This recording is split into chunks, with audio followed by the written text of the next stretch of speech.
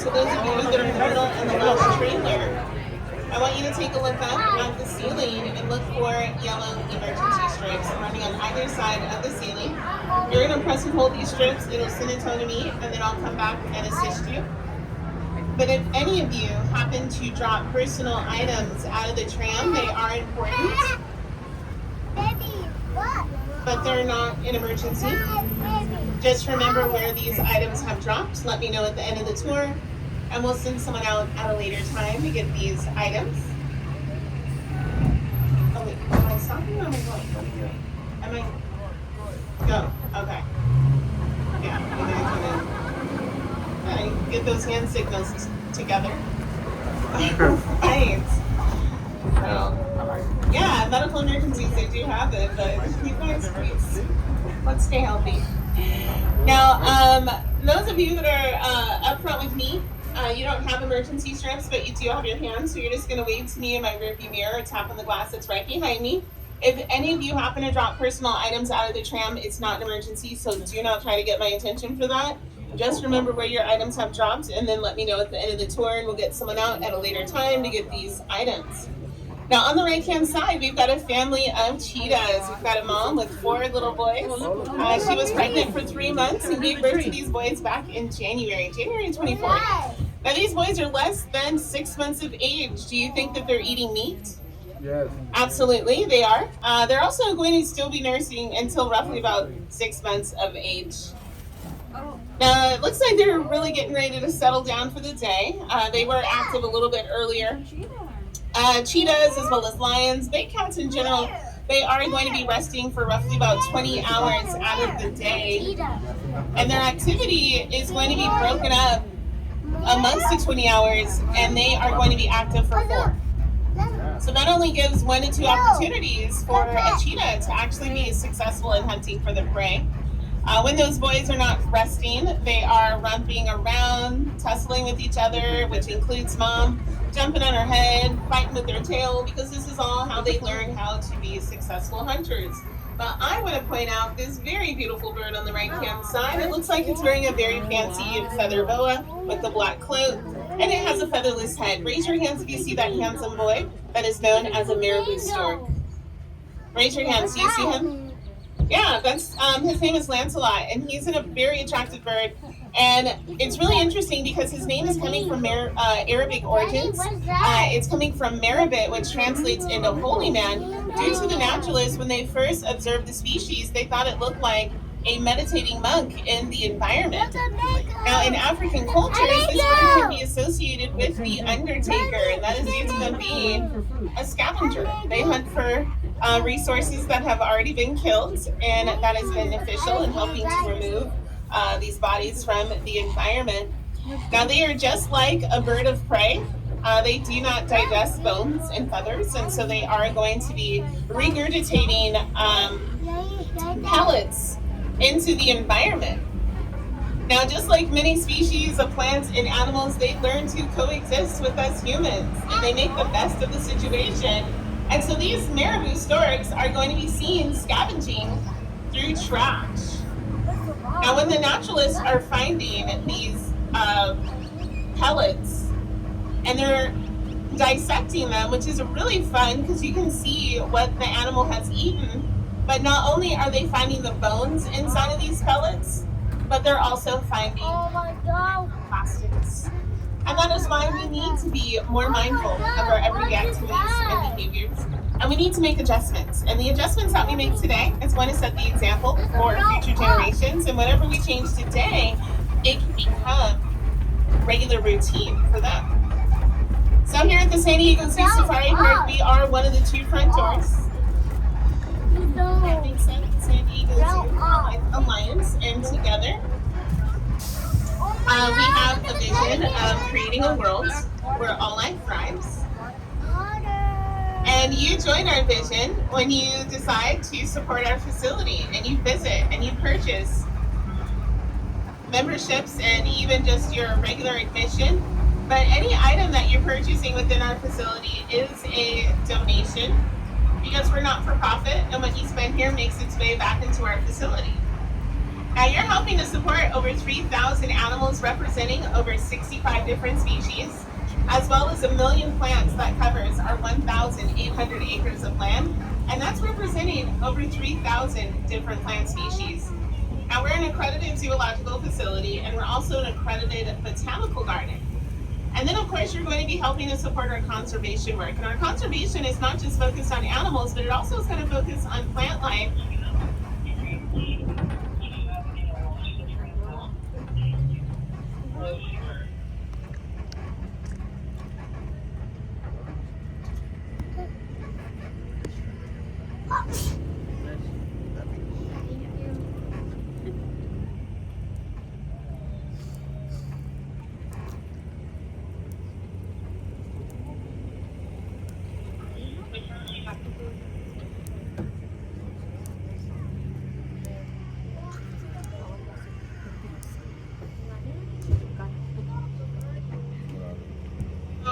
You are helping with our conservation work, which is going to include conservation of animals as well as plant life.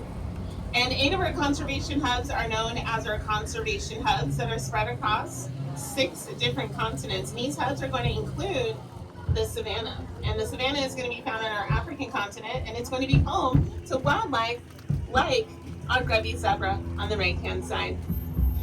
Now, the grubby zebra are the largest of the zebra species. They can weigh about 900 pounds and stand at about 4 to 5 feet in height. Not only can you identify them by their large size, but also by their thin stripes and the fact that they have the most stripes. There's like about 87 stripes on their body. And they are going to be the most social of the zebra species. And that is due to them being the most reliant on that camouflage that's called disruptive coloration. Now they are going to utilize their herds, and their herds can be known as a dazzle, which is the collective noun, which is going to allow them to use that striping to blend in with each other. Now when the predators look into the herd, they are going to see just one large mass of an animal, because the striping is disrupting the depth perception of these predators, making it difficult for them to identify one individual from another. Now the striping is also going to disrupt the depth perception of insect vision. So insects like the tsetse fly will try to land on those stripes, and they cannot. And that is going to help these zebra to be immune to tsetse fever, because if they can't land on you, they cannot bite you. Now what's really interesting is that UC Davis did research on the striping of the zebra, and they decided to paint cows with striping like a zebra. Are you guys okay? Yeah, I'm just using up time. Okay. So the UC Davis decided to paint some cows that look like a zebra, and they put them out to pasture with cows that were regular black and white. Well, when they brought these cows in, I don't know how they were able to count insect bites, but they were able to identify that the cows that were painted like a zebra, they had less insect bites. So that is why if you have domesticated livestock, you can buy coverings for your animals that look like zebra stripes, so that you are able to reduce the amount of insect bites that they have. It's called biomimicry. Now, we are also proud members of the Grevy Zebra Trust, and it's an organization that is helping to protect the Grevy zebra. They are critically endangered. There's less than 3,000 of them left in Ethiopia and Kenya. And this is due to human encroachment of habitat destruction. This is also going to be due to lack of resource availability because of climate change and global warming. But it also is going to be because of disease in the environment. Anthrax is wiping out the species. And so by being members of the Grevy Zebra Trust, we can support this organization that is sending out scouts to observe the species, so they can look at the body composition of these animals, keep count of their population. Is it increasing or decreasing? What does the body composition look like? Are the ribs showing? And when they're finding all these different things, they're going to need to understand why. Lack of resource availability, because we're not getting enough rainfall because of global warming and drought. Now over on that right-hand side, we had a European stork that decided to walk off scene. Now, again, those of us that were born back in the 1900s, some of our parents told us that storks delivered babies to our homes. And it is because of those European white storks. And yes, they are a European species that is going to be found in an African habitat because they migrate into Africa where they spend their winter. Now, once the spring is heading in, they're going to fly back to Europe and they are going to, again, adapt to living amongst humans. And they are going to build their nest on rooftops in the springtime, and lots of babies are being born. So we started to associate when women were falling pregnant that, oh my gosh, a stork has delivered a baby, and now we're going to have one. And it's really neat when you do learn the origins of the many myths and fairy tales that we've had when we were growing up. Now on the left-hand side, we have a beautiful antelope. These are called the sable antelope. And I want you to look very closely at these antelope. Now, in between two adult female, we do have a baby. It's going to be a lot lighter and brown in color. And that little one is a bit darker than what it was when it was born. It was very sandy in color, so it can blend in with the environment. And then as it grows older, it's going to continue to darken. And then those horns actually start growing after they are born, which is really beneficial to the ladies. Now, this baby, I'm not even sure if it's male or female. At the moment, it's presenting as a female, and they all present as a female, whether they are male or not. Now, that's going to allow them to continue to blend in with the environment. It's going to help the males be able to avoid any jealous behavior from older boys. But once the boy is pushing towards maturity, he's going to continue to darken from brown into black. I want you to raise your hands if you see the male. Are we on the same page? Are you guys okay back there? Yeah. Okay, looking at the sable antelope, I want you to look at all of them. I want you to look at the color, and I want you to look at the horns. I want you to look at the two that are over on the left of the herd, and the one that is lying down. Raise your hands so you can see that the horns are a lot bigger than the others. Yeah. Yes or no? Yes. Yes. Okay, that's the male. That is the bull. Okay? So the males are going to turn black because black and white can be seen by every species. And whether you view in color or not, we all can see black and white. So that male wants to stand out in the environment. He wants to draw the attention to himself. I guess the young kids would say, he's the birthday. Yeah. We can laugh at that. Now, his horns are as thick as baseball bats, and they can reach 5 feet in length. Now, the female, they also have their horns, but they're thinner, not quite as long. They're about 4 feet. And the female have those horns to give them an equal opportunity. An equal opportunity in competing for their resources. Now, why would a female need to have an equal opportunity? What is the female doing that the males aren't doing? Because we have rice. They are taking care of babies, so they need to be able to obtain their resources to be able to consume, sustain their milk supply. So they need those nutrients for nutritious milk, so they can raise the babies, which is supporting the population as well as the food chain. But again, when you have issues of climate change, global warming, plants are drier, less nutritious, less resource availability, less resources for those mothers, making it more difficult for them to sustain that milk supply. Now I want you to look at the trees on the left-hand side, and I want you to notice how very flat, nicely manicured these trees look. I also want you to look at the wire mesh that's wrapped around the trunks of these trees. Now that is a deterrent because the wildlife instinctively will chew the bark off of the trees.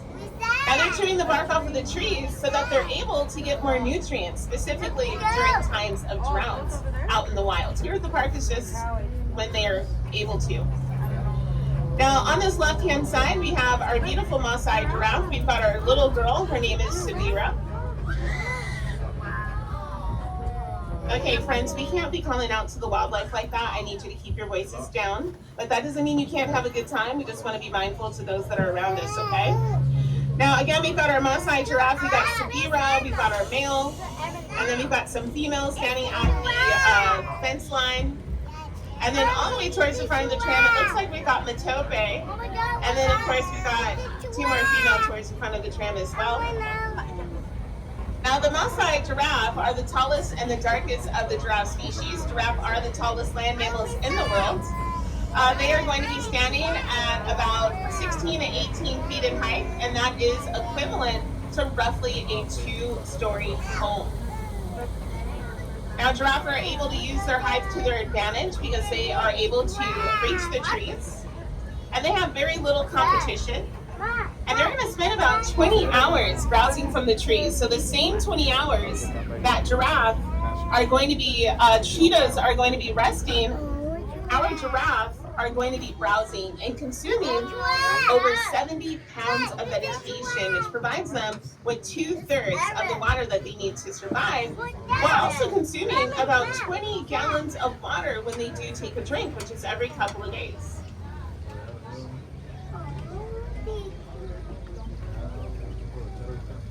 Now, the giraffe have been adopted with a beautiful spotted coat, and it is cryptic coloration, which is just like the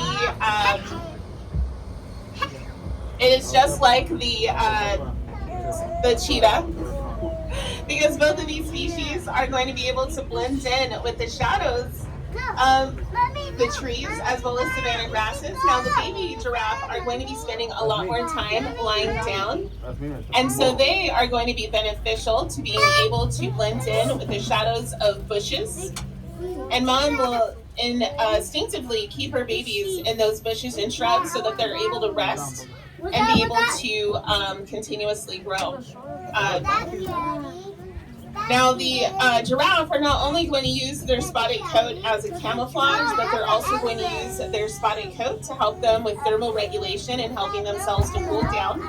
The spots are very dark in color, so that means that they are going to absorb light into these spots.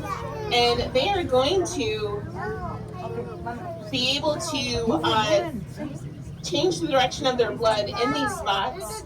And by doing so, they are going to be able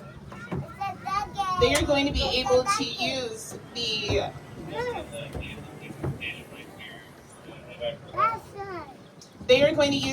sweat glands. They're using the sweat glands in their spots.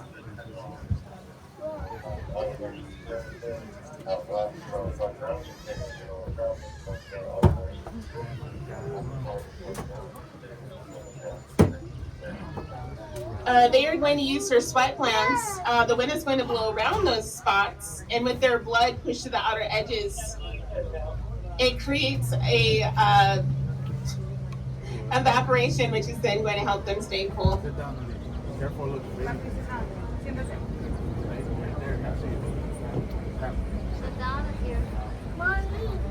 We are heading into a silent zone, so I'm going to have to turn off my mic, and I ask that you turn off your mic as well. Or I'm not turn off your mic, but go ahead and be quiet until we get to the top of the hill.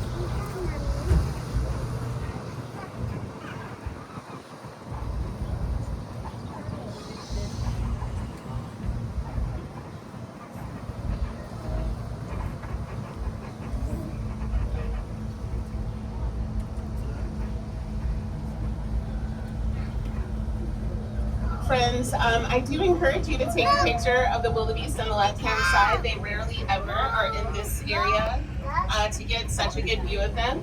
Now, these are the brindle or the blue wildebeest, and they're actually the largest of the common wildebeest species. They're about 400 to 500 pounds and stand at about 4'6" from the shoulder down. Now, wildebeest, in my opinion, are a very beautiful animal. Their coats look like crushed velvet. I love their beautiful black mysterious faces. And their faces are their threat mask, which they use for interspecies intimidation. So the male and the female within their own species, they are going to intimidate each other because they are competing for resources, but then they're also going to be intimidating predators to stay away from their herd. Now, wildebeest is Afrikaans for wild beast. Zebra, I do pronounce it that way because it is Afrikaans, and here in the United States, we are the only country that actually says it's zebra. But the wildebeest are a very important species. But unfortunately, because of the movies and cartoons that we watch, the wildebeest have been given a very bad reputation. They're always the evil, unsavory character. But in reality, the wildebeest are like the superhero of the ecosystem. Now, wildebeest species are migratory species that migrate through the Serengeti every single year. And when they migrate, they are going to be helping to support the ecosystem through grazing on the grasses. They consume so much grass that they make room for trees to grow, which is going to be a resource that giraffe are going to be consuming. And when the giraffe browse in the trees and consume over 70 pounds of vegetation, they are helping to get that sunlight back down to the lower lying vegetation to help with growth, which is going to provide resources for these wildebeest, Rebby zebra, which also will coexist with the wildebeest because their coloration and the patterns are actually going to complement each other. But then they're also going to be depositing nutrients back into the environment because what goes in must come out. And as long as they're eating nutritious food, those droppings are going to be nutritious and support the ecosystem. Now they're also going to be helping with seed dispersal because seeds get caught in their coats and their clothes, and these seeds are going to be spread over 1,300 miles that they're migrating. And helping with dispersing these seeds is helping with diversity of plant life. There may be differences to be able to help feed the different animals. And then they're also going to be helping with pollination because they have beards, and their beards drag through the plant life, helping swap pollen, which is going to continue the life cycle of these plants. Now, other animals are also going to be providing these services. Just the wildebeest are doing it on a bigger scale because they're migrating. On the left-hand side, we have our common eland, and the elands are the largest of the antelope species. These are the common eland. They're 1,800 pounds. And the giant eland, their cousin, they are going to be about 2,200 pounds. Now these are a Cape buffalo. They weigh roughly about 2,000 pounds, both the male and the female. Have the 7 to 10 foot wide horns on top of their heads, and anytime you see wildlife with hook-shaped horns, that is communicating to you that they thrive in very large herds. Cape buffalo herds can be as large as 50 to 500 individuals, and they use these horns like elbows, helping them to push and shove their way through the herd without causing injuries to each other. But if they need to, they can use these horns to help them throw lions right over their backs. Now those Cape buffalo, just like the wildebeest, also have a bad reputation because the Cape buffalo are described as being the second most dangerous animal in the world to humans, because apparently they are the second most likely animal to attack us. But I do want to point out up on that right-hand side, we have the scimitar horned oryx. They're an antelope species found deep in the Sahara, or on the outer edges of the Saharan desert. And if you love the unicorns, the origin of the unicorn started with this species because when they stand sideways, it looks like they have one horn, and they do have a very horse-looking look to themselves. But also during the time of the Egyptians, they were domesticated, and they would actually bind their horns together, creating the illusion that they actually had one horn. Now those Cape buffalo are again described as being a very defensive, very aggressive, very quick to react species, which is all true. But they're not just an angry animal, they are impacted by the coloration of their coat. Now, every species can see black and white, which means they're at a disadvantage of not having camouflage.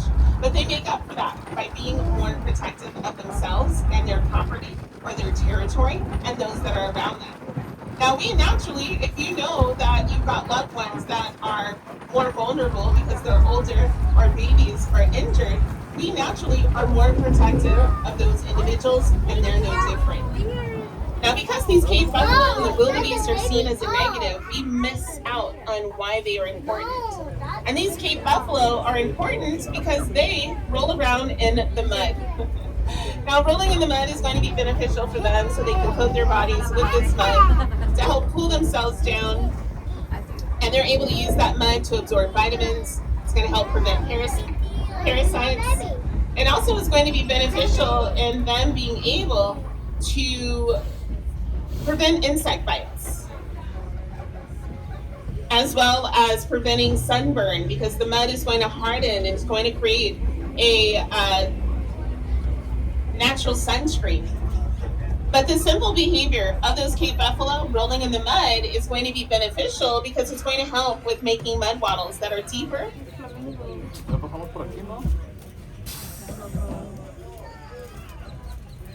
and wider so that it lasts longer, therefore creating a safer watering hole for smaller species to be able to drink more safely. Now we are passing by our greater flamingo on the left-hand side. They're great because they are the tallest and the heaviest of the flamingo species. They are going to be found in the saline and alkaline lakes, and that is bodies of water that can reach a boiling temperature, and that's the reason why their feathers are so light pink in color. Their light pink feathers is due to their resources that contain carotenoids, which are natural pigments, but the carotenoids are a lot less in their resources compared to other species. And so they have that lighter pink so that they're able to reflect light to be able to pull themselves down. On the right-hand side, we have our southern white rhinos. These are all of our female together. You're always going to find the female together because just like Cape buffalo, they have safety and strength in number. And mind you, when the female are together, it's going to help them with being able to hormonally trigger each other into their estrous cycle so that they can get pregnant together, so they can give birth around the same time. And then they'll be able to have each other, mamas and the aunties, to be able to care for themselves and their offspring. And we were the first facility to understand why it was important to have these females together. And we share this information with other facilities, and together we were able to increase the population of the southern mites from 200 into the thousands. And that's a perfect example of how working together, we were able to help bring a species back from the brink of extinction. Now I want to thank all of you for supporting our facility, helping make everything that we do at this facility possible.